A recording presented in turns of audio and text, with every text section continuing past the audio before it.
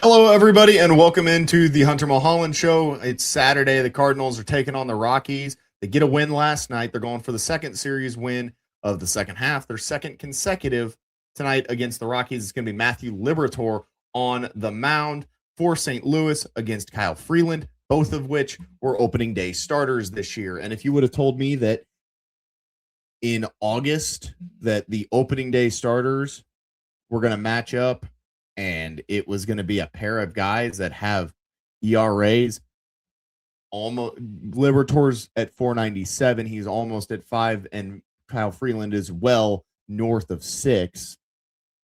That's a rough opening day starter.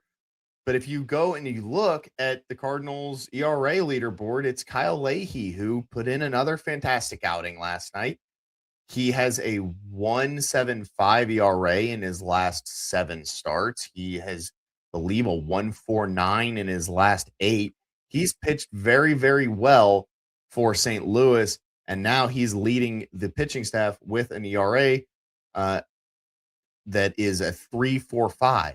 So Kyle Leahy has, after the beginning of the year where it started to look like, okay, well, how long is this experiment going to last? It looks like it's paying off for St. Louis and their commitment to their starting pitchers.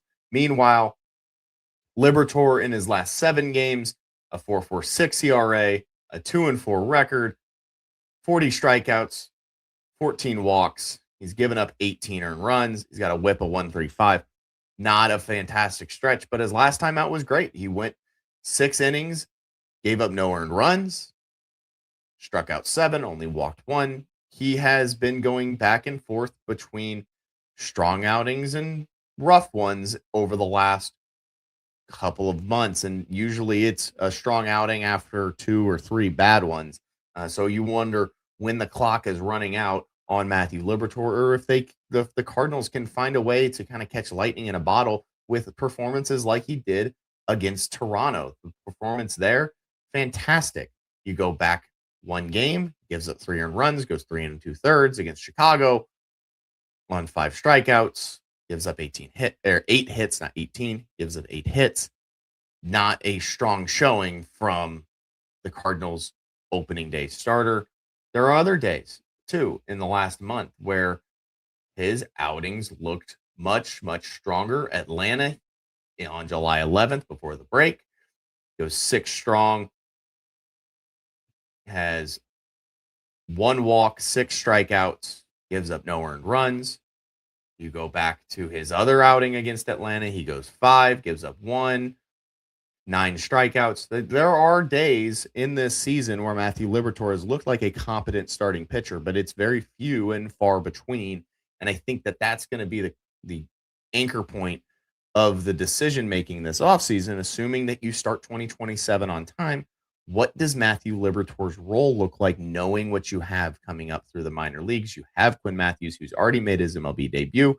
He's knocking on the door to be a full-time guy at the beginning of next season, similar to how Michael McGreevy came up late last year, got some innings in him. And I think that that's what you're going to see with Dobbins. And I think that that's probably what you're going to see with Quinn Matthews as well, is get them up late in the year, let them test the water of the major league level, give them an offseason to prepare. And then they're coming into spring training knowing, I've got to go out and perform. I need to be ready for a full 162 game schedule at the major league level, because that's not a easy task to come in and be prepared for. I mean, you're seeing it right now with the way that Kyle Leahy is pitching, the way it started. He was a reliever last year and the year before that, and he comes up now and he's pitching very, very well for St. Louis.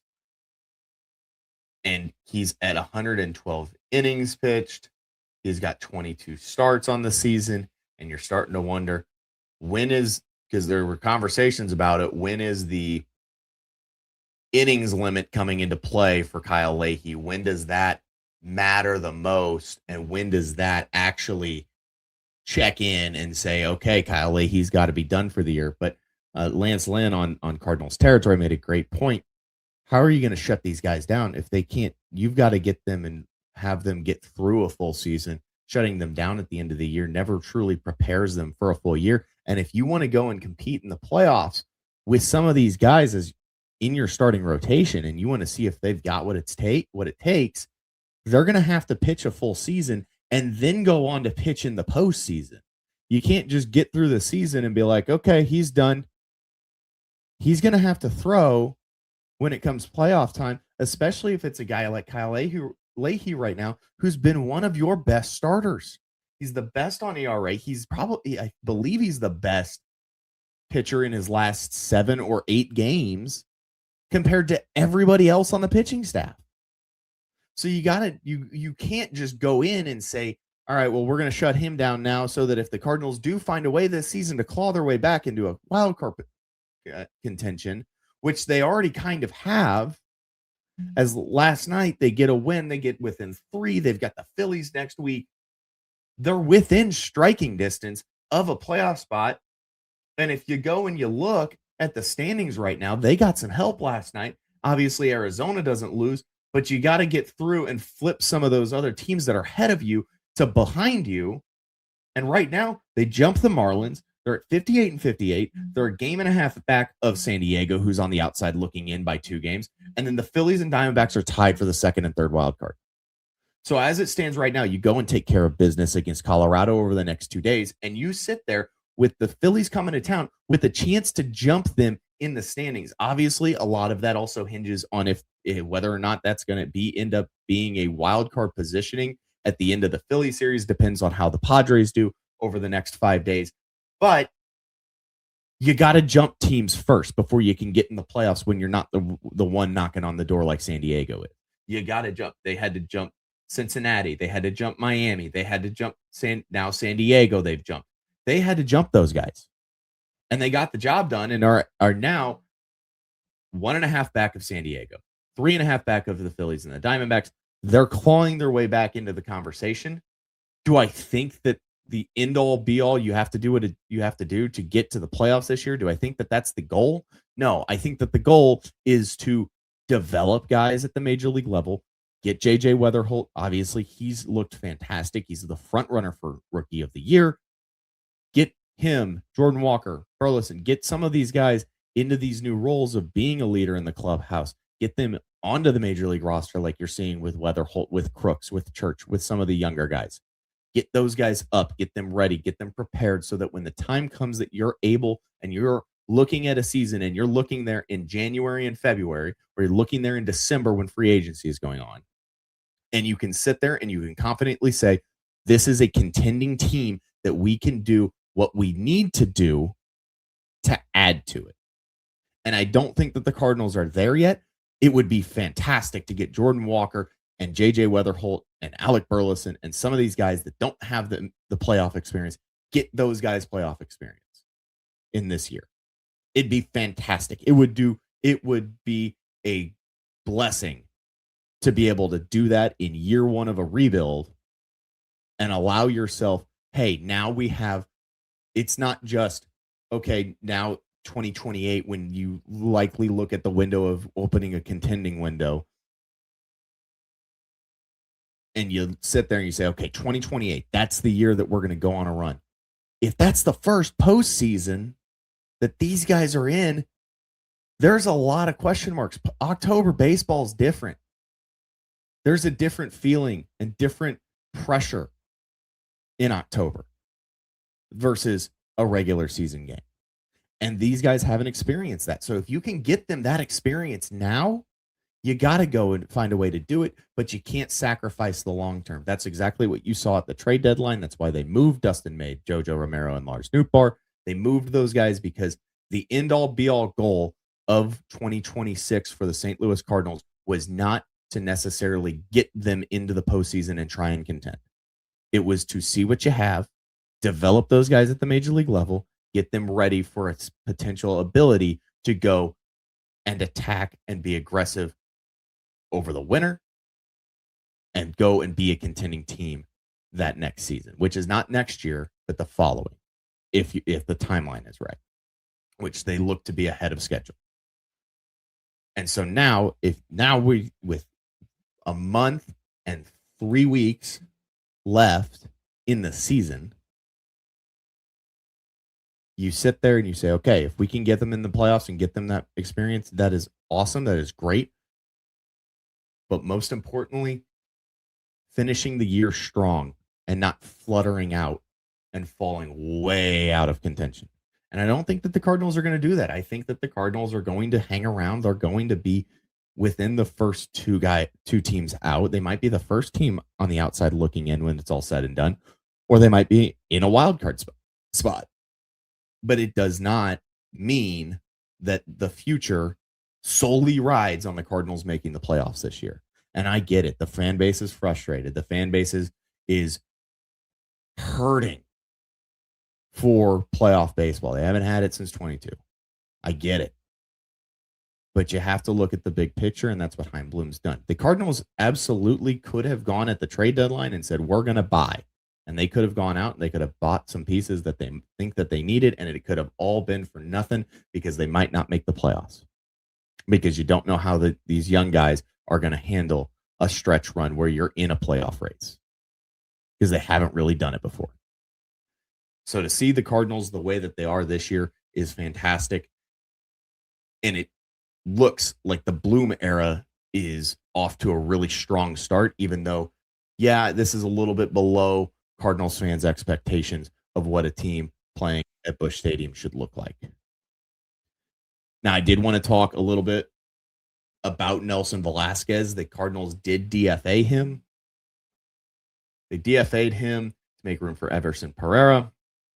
Velasquez, in his 34 games with St. Louis, hit .216, struck out 25 times, over 83 plate appearances, 8 extra base hits, 4 doubles, 4 home runs, 12 RBIs, 7 walks, a .432 slug, a .721 OPS. Not a fantastic piece. I know he had a great spring training, and he was not, and there was a case for him to make it out of camp, and he doesn't, and he grinds in AAA for a little bit before finally making the jump to the major league level again. He's getting DFA'd. We'll see if he makes it through waivers or if some team picks him up the same way that Yoel Pozo left the Cardinals organization when he had to be DFA'd. I think that the Cardinals could very well see themselves being okay losing Nelson Velasquez, knowing that in the next month, there's a really good chance that Joshua Baez is making his debut and that he's coming up, because then you don't have to worry about running out of rookie eligibility, and you can still have him for Rookie of the Year candidacy next year. And I think that the future for St. Louis is more ridden on the fact of, okay, how does Joshua Baez do than how does Nelson Velasquez do? And you add Pereira, he's 25. Velasquez, on the other hand, he was 20. He's 27, I believe, 28. It just doesn't play the same. He's a veteran. He's had chances. He's been on 3 teams in the last 3 seasons, really. But in his 4 seasons in Major League Baseball, he's been on 3 teams. He's traded in 23. He was with Kansas City last year, Chicago for half a season in 23 before being sent to Kansas City, and then Chicago in 22. And he just hasn't panned out the same way. His career high of 17 home runs came in 2023 in just 53 games. That looks fantastic. That sounds great. But he has not lived up to that. He's hit 6, 8, and 4 in the other 3 years of his career.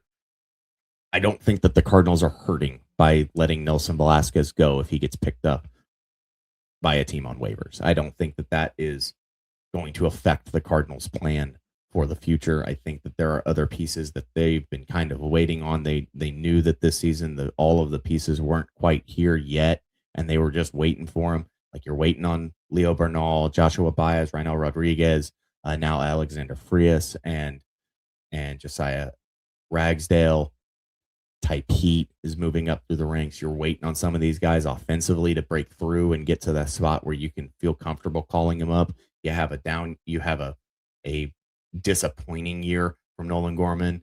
You send JC down as well. There are a lot of moving parts of guys that you thought might be able to contribute to this team, and they didn't, or they just weren't ready for it yet.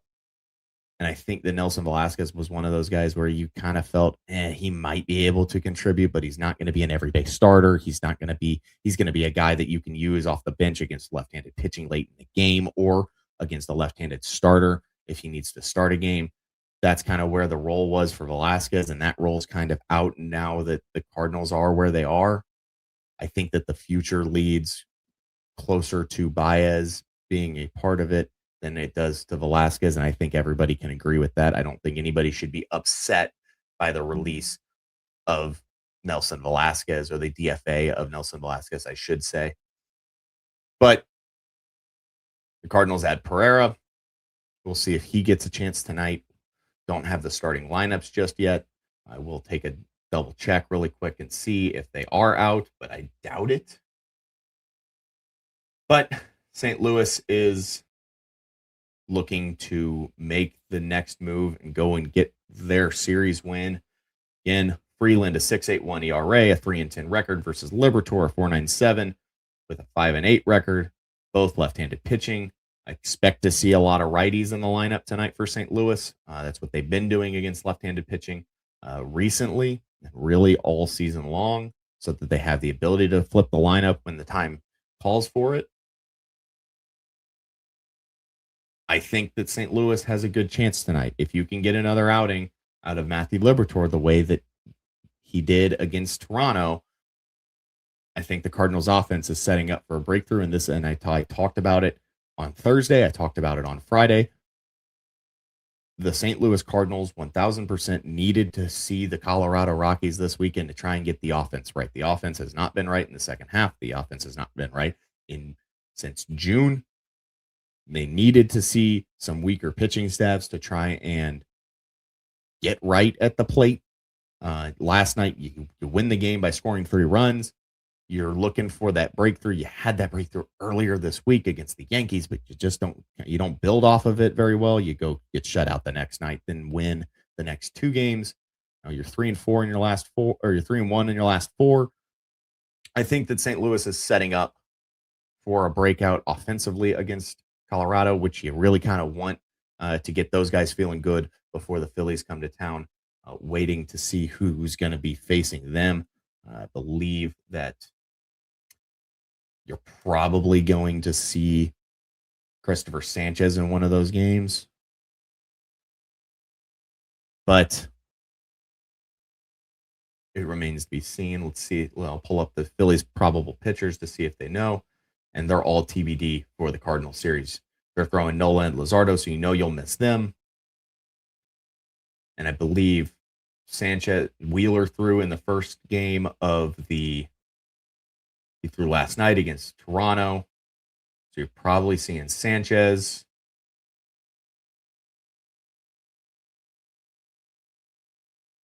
And Painter, which Painter has a 6.48 ERA.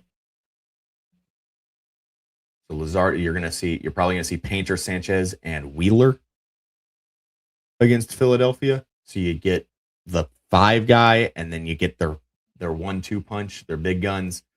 So that's going to be a real tough test, and that's going to tell you a lot about how St. Louis has the odds that St. Louis has down the stretch based on how they fare against Christopher Sanchez and Zach Wheeler believe those games should be the Tuesday and Wednesday matchups for St. Louis. So Cardinals tonight taking on the Rockies, Liberatore and Freeland. Should be a lot of runs. Expect the Cardinals offense to kind of wake up and get out of this slump, looking for Jordan Walker to get his first home run of the second half and get him rolling again. But that's all the time that we have for today. So it was great talking to you guys. My name is Hunter Mulholland. This has been the Hunter Mulholland Show. Go ahead, like, and subscribe to the show here on YouTube. Go follow me on X/Twitter. Follow me on TikTok and Instagram for daily Cardinals content, talking to you guys about how the St. Louis Cardinals are doing. And once we get down the stretch, seeing what lies ahead for the St. Louis Cardinals.